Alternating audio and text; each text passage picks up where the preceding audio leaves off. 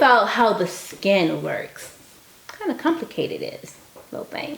The skin is composed of 3 layers.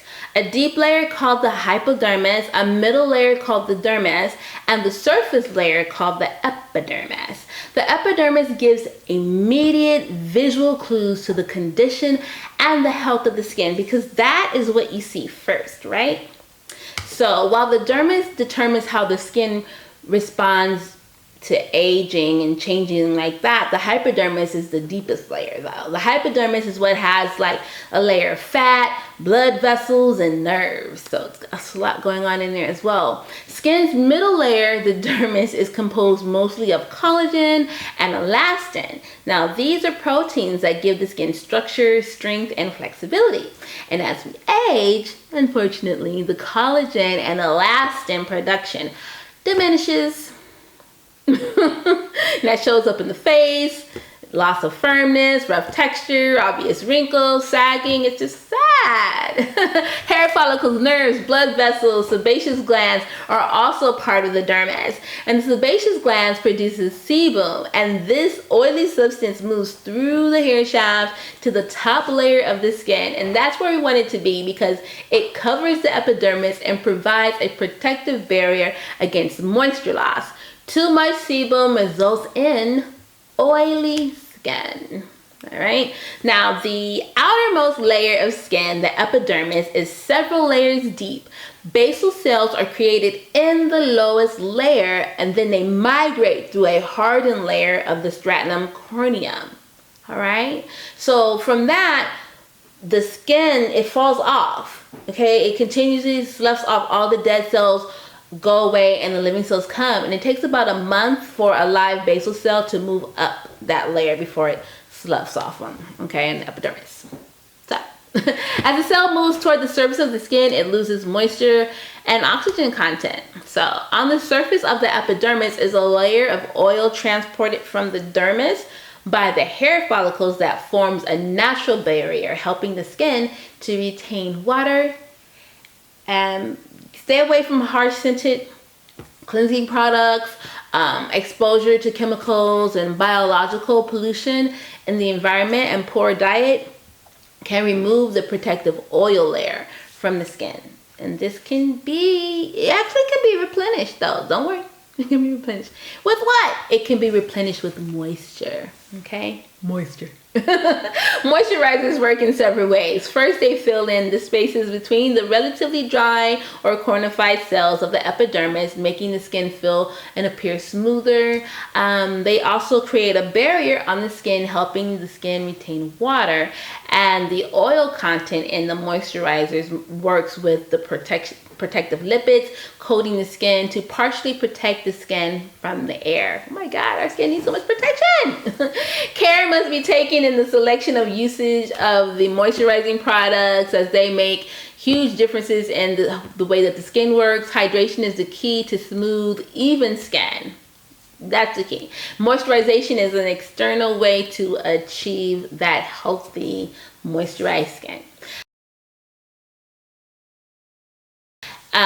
Let's talk about skin care. Let's talk about skin analysis. Let's talk about normal skin. It just feels comfortable, right? It's smooth, it's even texture. You have some small pores. Your cheeks are basically the driest area, but it's not excessively so. You may experience some shine and larger pores in the forehead, nose, and the chin. Basically, the water and oil content of this kind of skin is basically balanced. It's normal skin, but you still got to take care of it.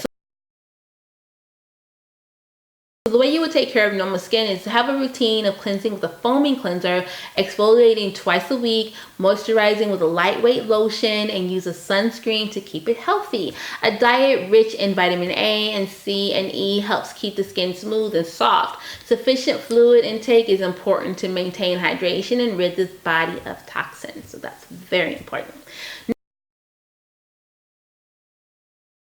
Then there's the dry, extra dry skin. All right, and what does dry skin feel like? Well, when you wash it, it feels tight after washing. It may look dry or flaky. It feels rough and uneven. It definitely looks dehydrated. It also may be a sensitive skin. The pores on dry skin are very small. They're almost invisible. Dry skin shows lines faster than other skin types. So that's what it's like when you have dry skin. So how do you take care of it? Well, with dry skin, you require special care. A lifestyle that includes a healthy diet with foods high in water content, such as fruits and vegetables, and at least 8 glasses of water a day. So keep that in mind. And when you do this, it'll keep the skin type hydrated. Caffeine and alcohol cause dehydration, so limit the intake to about 2 cups a day and use a richer, creamier cleansers, and limit your sun exposure, and use good moisturizers that can protect your skin's natural oils. Layering different textures of moisturizer can do wonders to hydrate your skin.